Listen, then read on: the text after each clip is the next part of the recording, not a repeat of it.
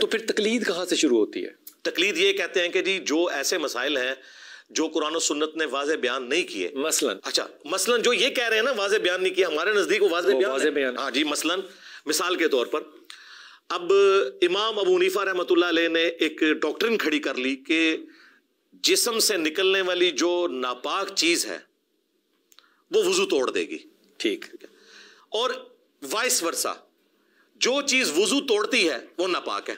इसकी बुनियाद के ऊपर उन्होंने खून को नापाक डिक्लेयर कर दिया और खून के निकलने पर वुजू लाजिम बताया, जबकि इमाम शाफी का मौकिफ है कि खून पाक है, उसका सिर्फ पीना हराम है। कुरान में जो 4 जगह पे हराम है, नापाक नहीं है। नापाक नहीं है। हाँ, ज़ाहिर है साहबा की जिंदगी जंगों से इबारत थी। मुझे बताइए उस जमाने में कौन सी ऐसी अद्वियात थी, लोग हर वक्त इसी चीज में पड़े रहते कि वो अपने कपड़े ही बदलते रहते। फिर तो जंग में नमाज भी तो वो खून के साथ जी पढ़ते थे। अच्छा, इमाम ये कहते हैं जी, हमारे इमाम साहब ने बताया, हम कहते हैं अबू दाऊद में हदीस है कि एक साहबी पैरे के ऊपर थे, उन्हें तीर लगते रहे और वो नमाज पढ़ते रहे। जी, नमाज पढ़ते रहे। उन्होंने कहा आयत शुरू कर ली थी, मैं छोड़ रहा था, उसको छोड़े। हाँ देखिए, इसी तरीके से। अच्छा, ये मैंने इमाम हनीफा की गलती हाईलाइट की ना। खून निकलने से वुजू टूटने वाला मसला, क्या ये इमाम अबू हनीफा रहमतुल्लाह का मसला क़ियास से साबित है या इस पर कुरान और सुन्नत से दलाइल मौजूद हैं? तो मिर्ज़ा जलमी ने इस पर यह दावा किया है कि ये हनफियों का मसला क़ियासी है। इन्होंने क़ियास किया है कि जो नजस चीज़ जिस्म से निकलती है उससे वज़ू टूट जाता है और जो पाक चीज़ जिस्म से निकलती है उससे वज़ू नहीं टूटता। लुआब है, बलगम है, ये निकले तो वज़ू नहीं टूटता। पेशाब पखाना और खून जिस्म से निकले तो इससे वज़ू टूट जाता है। इन्होंने क़ियास किया है जी, इन्होंने क़ियास से काम लिया है और ये इन्होंने अपनी तरफ से मसला कर लिया है कि खून निकलने से वज़ू टूट जाता है और खून नापाक होता है। पहली बात यह कि ये मसला जो अहनाफ का है कि खून निकलने से वज़ू टूट जाता है, ये क़ियासी मसला है या कि इस पर दलाइल मौजूद है? इंशाअल्लाह ताला मैं आपके सामने अहादीस से, सहाबा कराम के आसार से इस पर दलाइल पेश करूँगा कि यह क़ियासी मसला नहीं है, बल्कि इस पर नुसूस मौजूद हैं। और फिर जो बात मिर्ज़ा जलमी ने की है कि ये कहते हैं कि खून चूँकि नापाक है और खून निकलने से वज़ू टूट जाता है, ये भी इन्होंने अपनी तरफ से कोड़ों बना लिया, मसला अपनी तरफ से बना लिया है कि खून नापाक होता है, खून नजस होता है। कहीं कुरान और हदीस में नहीं है कि खून नापाक होता है। तो इस सिलसिला में कुरान मजीद फुरकान हमीद की सूरतुल अनाम की आयत नंबर 145 से मैं गुफ्तगू का आगाज़ करता हूँ। अल्लाह रब्बुल इज़्ज़त ने जो चीज़ें हराम की हैं उनका तज़किरा इस आया मुबारका में फ़रमाया है। अऊज़ु बिल्लाहि मिनश शैतानिर रजीम, बिस्मिल्लाहिर्रहमानिर्रहीम।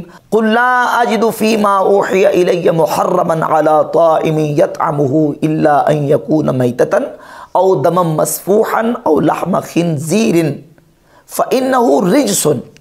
कुरान मजीद में वाज़े तौर पर अल्लाह रब्बुल इज़्ज़त ने फरमाया, महबूब फरमा दीजिए, जो मुझ पर वही किया गया उसमें मैं हराम नहीं पाता खाने वाले पर जो वो खाता है, मगर ये कि वो शय हो मुर्दार और लहमा खिंजीरिन और दम मस्फूहन, या बहा हुआ खून या खिंजीर का गोश्त, फ़इन्नहु रिजसुन, बस वो नापाक है, वो पलीद है। रिजसुन पलीद, नापाक को कहते हैं। कुरान मजीद की आयात और हदीस मुबारक इसके ऊपर बाकायदा दलाइल के तौर पर मौजूद हैं। फ़इन्नहु रिजसुन, और ये जो हू ज़मीर है ये राजे है शय मुहर्रम की तरफ, यानी जो शय पीछे मज़कूर हुई है जिसको हराम किया गया है वो।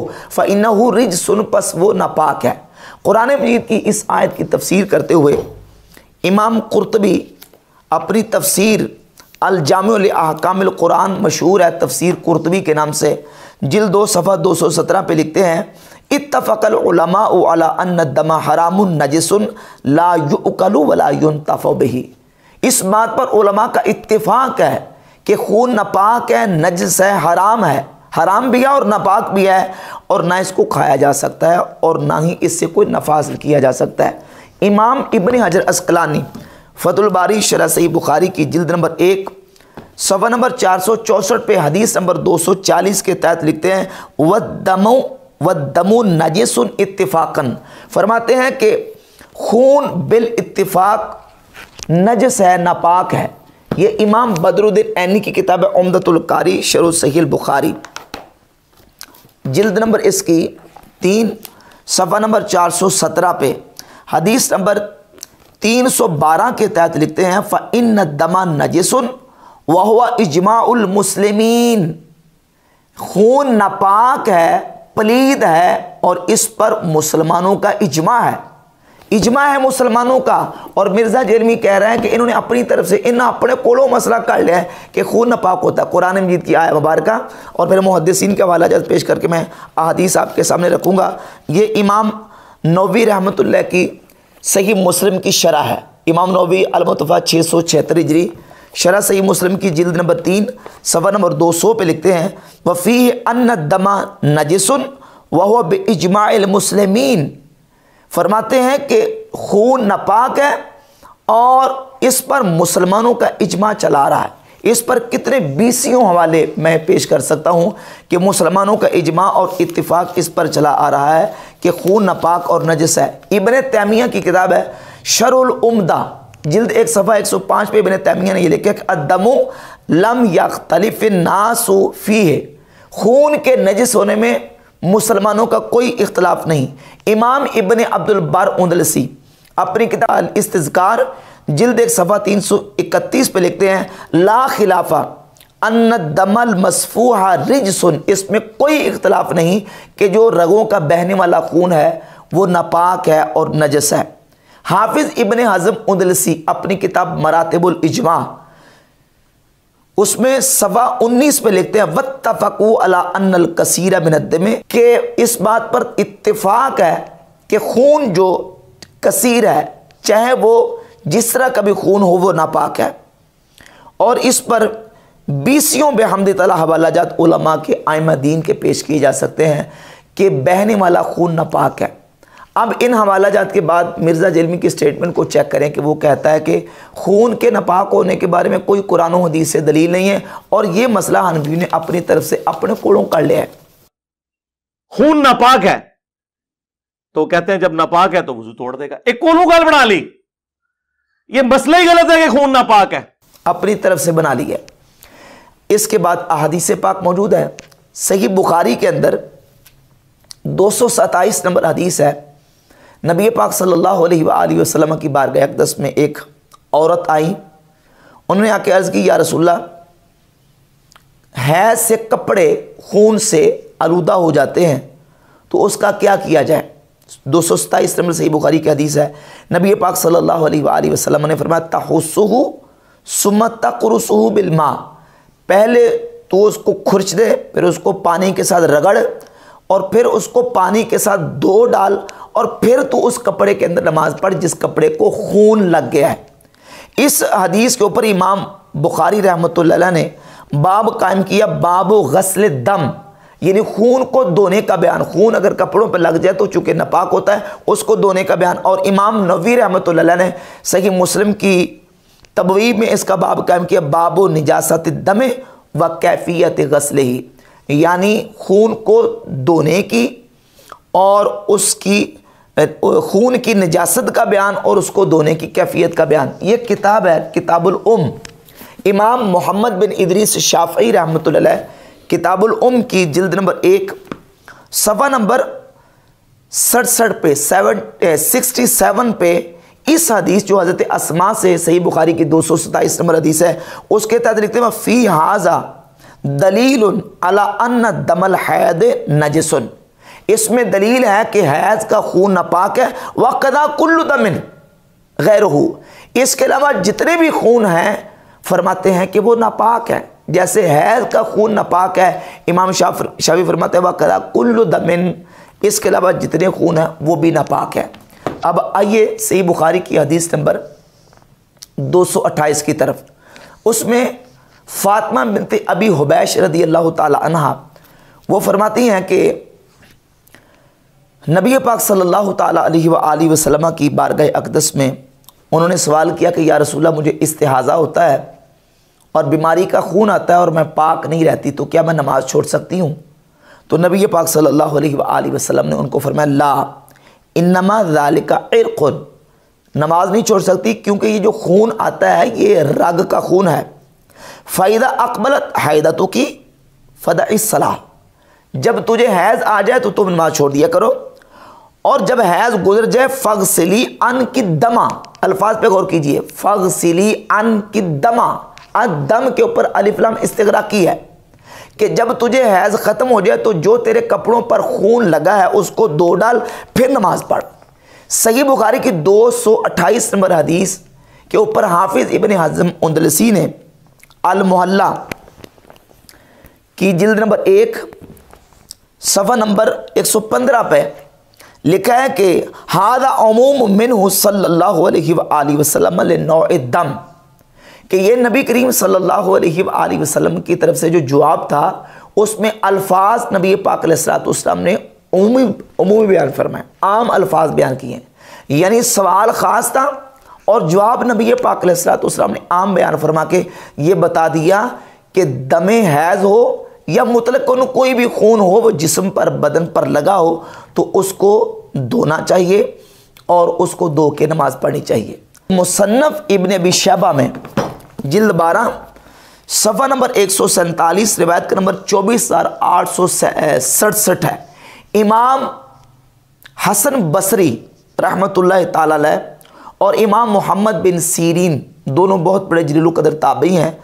अन्नहुमा काना यकरहाने युतला रअसुस्सबिय्य मिन दमिल अकीक़ते, दोनों मकरूह जानते थे कि अकीका करने के बाद जानवर का खून बच्चे के सर पर लगाया जाए। वक़ाल हसन रिजसुन, इमाम हसन बसरी फरमाते हैं कि बच्चे के सर पर अकीके का खून नहीं लगाना चाहिए, फ़इन्नहु रिजसुन, क्योंकि ये नापाक है, पलीद है। तो ये जो खून के नापाक होने का मसला है ये सिर्फ अहनाफ का मसला नहीं है।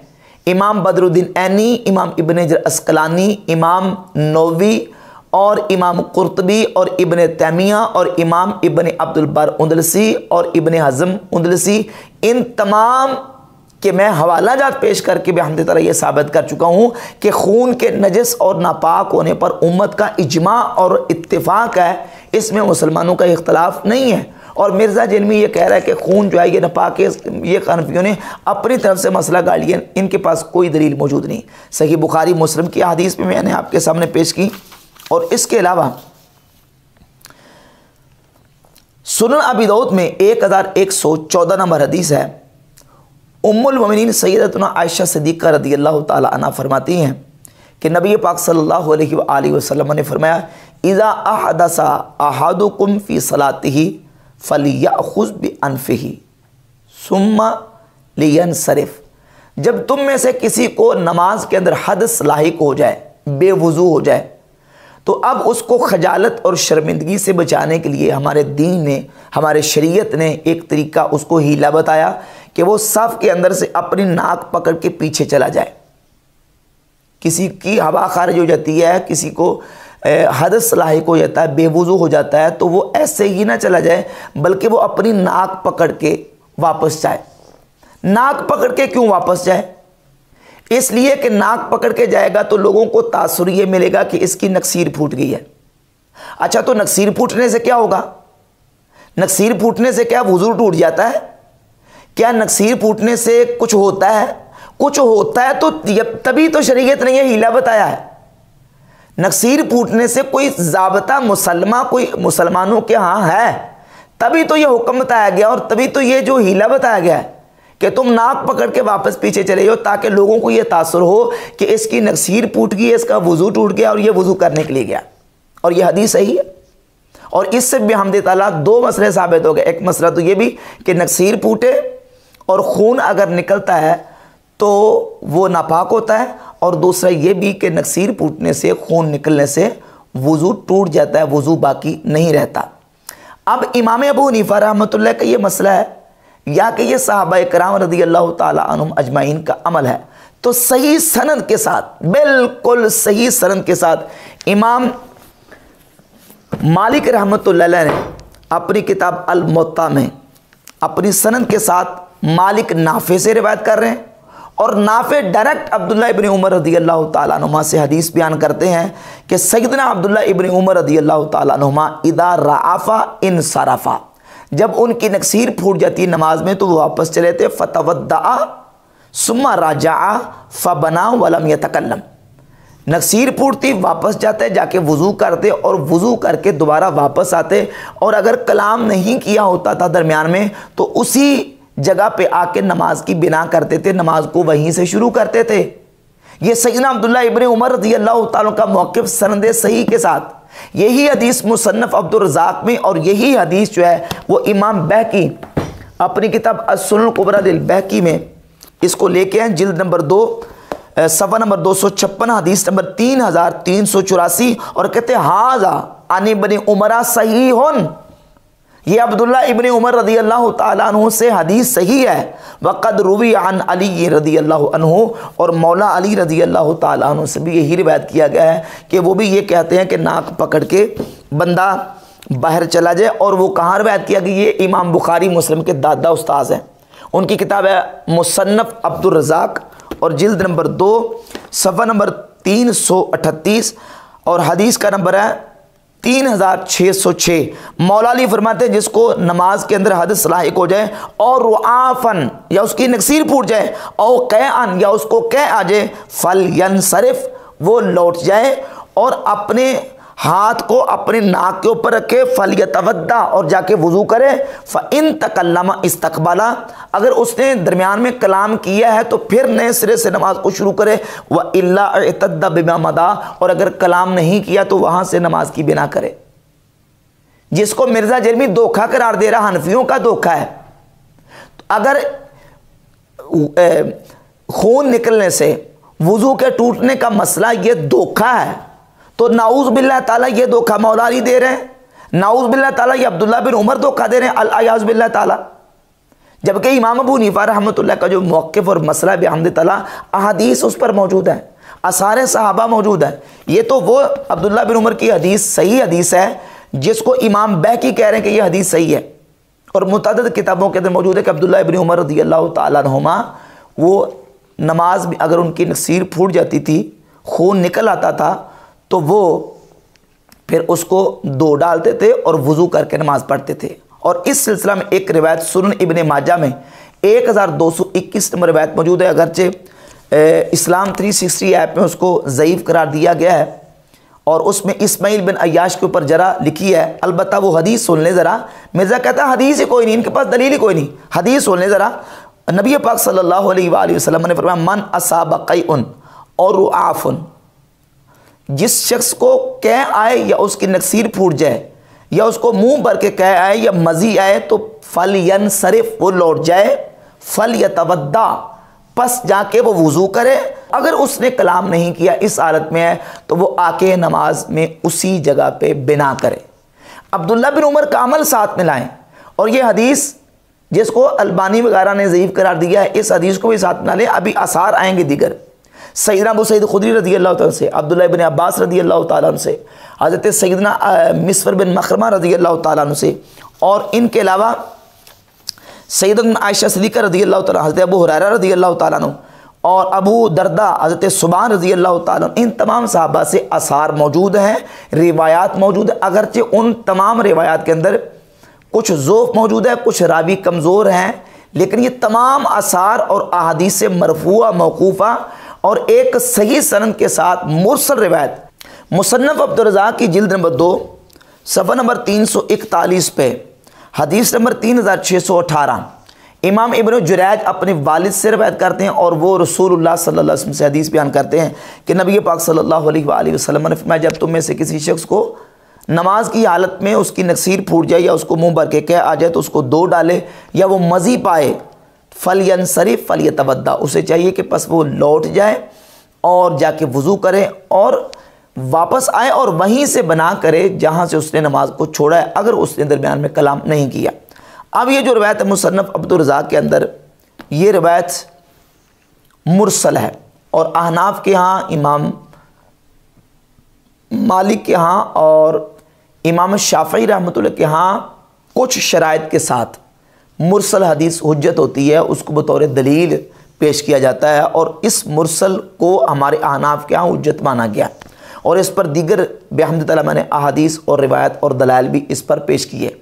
और फिर इसके अलावा दीगर और बहुत सारी अहादीस और रिवायत, बल्कि इमाम दारक़ुतनी ने सुन्नत दारक़ुतनी में तो एक बहुत बड़ा ज़ख़ीरा रिवायत और अहदीस का उन्होंने जमा किया है। अगरचे उनके साथ साथ उन्होंने कलाम भी किया। सैयदना अब्दुल्लाह इब्न अब्बास रदी अल्लाह तआला अन्हुमा की हदीस है, यही हदीस है कि जब तुम्हें से किसी को नमाज में नक्सीर फूट जाए तो उसे चाहिए कि वो उसको खून को धो डाले और नमाज वज़ू करके दोबारा पढ़े। इसमें सुलेमान बिन अरकम रावी मतरूक है।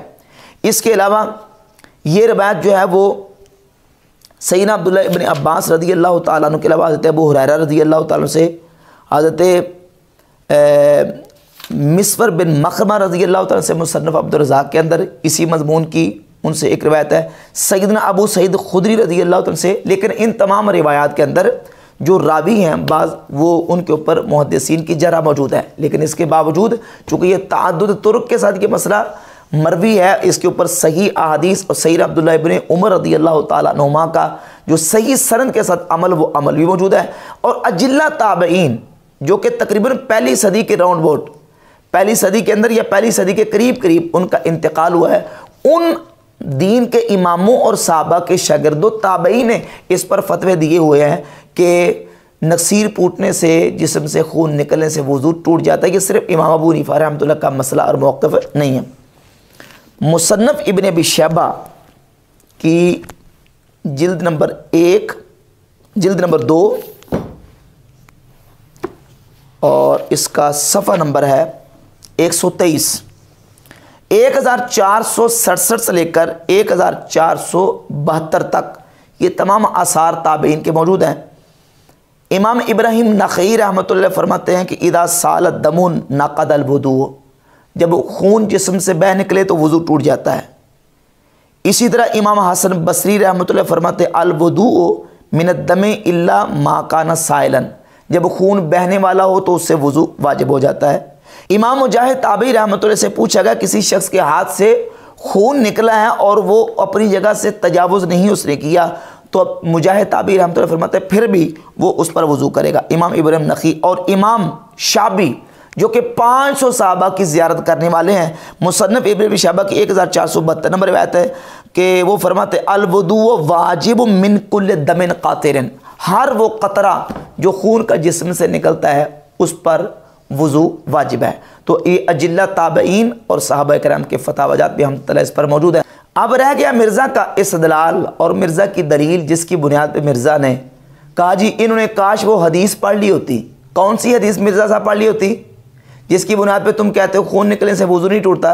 वो हदीस है सुन्ने अबी दाऊद में 198 नंबर हदीस है कि नबी करीम सल्लल्लाहु अलैहि वसल्लम ने चंद साहबा को अपनी सिक्योरिटी के लिए मामूर किया था और उन साहबा को मुशरिकीन की तरफ से तीरों के ज़ख्म लगाया गया और उन्होंने ज़ख्मों की हालत में नमाज़ पढ़ी है। उनका खून निकल रहा था, लिहाजा साबित हो गया कि खून निकलने से वज़ू नहीं टूटता। अब जिस रिवायत की तुम पढ़ने की दावत दे रहे हो, आइमा मुहद्दिसीन ने ये रिवायतें पढ़ी हुई थी। क्यों? इसलिए कि जो रवायत है सुन्ने अबी दाऊद और मुस्नद अहमद बिन हंबल की, इस रिवायत का मरकज़ी रावी है अकील बिन जाबिर बिन अब्दुल्ला। अकील बिन जाबिर बिन अब्दुल्ला का स्टेटस क्या है? ये इमाम ज़हाबी की किताब अल-मुग़नी फ़ी दुआफ़ा, अल-मुग़नी फ़ी दुआफ़ा जिल्द नंबर 2 सफ़ा नंबर 65 पे तर्जमा 4160 है। इमाम ज़हाबी अकील बिन जाबिर बिन अब्दुल्ला के बारे में लिखते हैं अकील बिन जाबिर बिन अब्दुल्ला अल अंसारियु अन अबीही फ़ीह जहालतुन।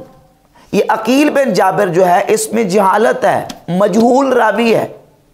ये है स्टेटस अकील बिन जाबिर बिन अब्दुल्ला का। और ये अल जर्ह व तादील है इमाम इब्न अबी हातिम की, जिल्द नंबर 6 सफ़ा नंबर 280 पे इमाम इब्न अबी हातिम अपने वालिद इमाम अबू हातिम से बयान करते हैं, समय तो अभी यकूल, मैंने अपने वालिद अबू हातिम से सुना, वो कह रहे थे, वो फरमाते हैं कि अकील बिन जाबिर ला आरिफहु, ये जो अकील बिन जाबिर है सुन्ने अबी दाऊद की 198 नंबर हदीस का रावी, हज़रत जाबिर रज़ी अल्लाह अन्हु का बेटा, जिनकी रिवायत कुतुब सित्ता में सिर्फ एक रिवायत है सुन्ने अबी दाऊद की 198 नंबर और एक मुस्नद अहमद बिन हंबल में इसका यही तरीका है। ये इमाम अबू हातिम कहते हैं ला आरिफहु, मैं इसको नहीं जानता, मजहूल रावी है। ये है स्टेटस उस रिवायत का जिस एक अकलौती रिवायत की वजह से मिर्ज़ा जलमीन तमाम दलाइल को बाईपास करके आनाफ के खिलाफ प्रोपेगेंडा कर रहा है कि ये इनके पास दलील कोई नहीं है, क़ियास से मसले साबित करते हैं। और बेहमदी ताला हमारे पास सहाबा करम के आसार मौजूद हैं, अहादीस मुरसलात मौजूद हैं, नबी पाक सल्लल्लाहु तआला अलैहि वसल्लम की जो ना वो मरफू अहादीस मौजूद हैं। अब रहेगी वो जो मरफू अहादीस उनके बारे में मुहद्दिसीन कलाम किया जो वो ज़ईफ़ है, तो ये मनहज का इख्तिलाफ है। अलबानी साहब के बारे में भी मैंने सुना है कि उन्होंने सही मुस्लिम की कोई 12 रवायतों के साथ इख्तिलाफ 30 से ऊपर ज़ईफ़ करा दी उन्होंने, लेकिन बाद में रुजू किया उन्होंने? नहीं किया है। वो मरते मरते भी शेख अलबानी की जो है ना इसकी इमाम बुखारी रहमतुल्लाह अलैह की सही बुखारी, उसमें से कई रवायतों को ज़ईफ़ करा देंगे मरते मरते। अच्छा, वो वजह क्या थी? सिलसिला उनकी मनहज की गलती है, खामी है मनहज नहीं। दूसरी बुखारी 2 गत्तों के दरमियान जो कुछ लिखा है वो सही है? नहीं नहीं। ये आम लोगों को नहीं पता, हमारे सलवी भाइयों को भी। हम ये तो नहीं कहते कि बाज़ की आइमा का मनहज ख़राब था, हम ये कहते हैं इमाम अबू हनीफा ने, इमाम मालिक ने जिन अहादीस से इस्तिदलाल किया उनके नज़दीक ये अहादीस सही थी, उनके नज़दीक ये अहादीस आसार सहाबा के मुताबिक थी, ताबईन के अमल और ताबईन के फतवे के मुताबिक थी, तो उन्होंने इन अहादीस को कबूल करके इनके मुताबिक अमल किया है। अगर बाद वाले आके उन अहादीस को ज़ईफ़ करार देते हैं, हम ये नहीं कहते कि मनहज की खराबी, हम कहते हैं उनके मनहज का इख्तलाफ है, मनहज का इख्तलाफ है। पहले सदी के दूसरी सदी के आइमा के नज़दीक वो अहादीस सही हैं, बाद वालों तक वो पहुंची तो उन्होंने उनको अपने मनहज के इख्तलाफ की बुनियाद पे ज़ईफ़ करार दिया। तो ये मनहज का इख्तलाफ है जिसकी बुनियाद पे अहादीस सही भी होती हैं, अहादीस सही भी होती हैं। जिस तरह के सही मुस्लिम के अंदर कितनी अहादीस वो हैं, दूर न जाए 2750 नंबर हदीस है अब्दुल्ला बिन माबद अज़्ज़मानी का सैयदना हज़रत जाबिर रज़ी अल्लाह तआला अन्हु से, अब्दुल्ला बिन माबद अज़्ज़मानी का हज़रत अबू कतादा रज़ी अल्लाह तआला अन्हु से समा का मसला। इमाम बुखारी के नज़दीक अब्दुल्ला बिन माबद अज़्ज़मानी का हज़रत अबू कतादा से समा साबित नहीं है, उनके नज़दीक ये हदीस ज़ईफ़ है। और इमाम मुस्लिम रहमतुल्लाह अलैह के नज़दीक ये हदीस सही है, इसलिए तो वो लेके आए। और फिर दूसरा ये है कि मनहज का इख्तलाफ है, रावी का मरवी अनहु से ज़माना एक हो, समा और लिका मुमकिन हो, अन के साथ भी रिवायत करे, मुदल्लिस ना हो तो उसकी हदीस सही होती है इमाम मुस्लिम के नज़दीक और दीगर आइमा के नज़दीक। इमाम बुखारी के नज़दीक समा साबित होना ज़रूरी है वरना हदीस सही नहीं होती। तो ये मनहज का इख्तलाफ है। इस मनहज के इख्तलाफ की बुनियाद पर बाद वाले आइमा ने बाद हदीस को रिजेक्ट कर दिया, कबूल नहीं किया, ज़ईफ़ करार दिया। और जो पहले आइमा थे, पहली सदी के दूसरी सदी के, उन हदीस को सही करार देते थे। और आखिर में रह गया मसला ये, एक और मसला भी जो अहम है वो ये है कि अहनाफ के नज़दीक शहीद का खून पाक होता है जब तक उसके बदन के साथ, जिस्म के साथ लगा हुआ है, कपड़ों के साथ लगा हुआ है, तो शहीद का खून पाक होता है। हमारी फ़िक़्ह की किताबों में ये मसला वाज़े तौर पर मरकूम है।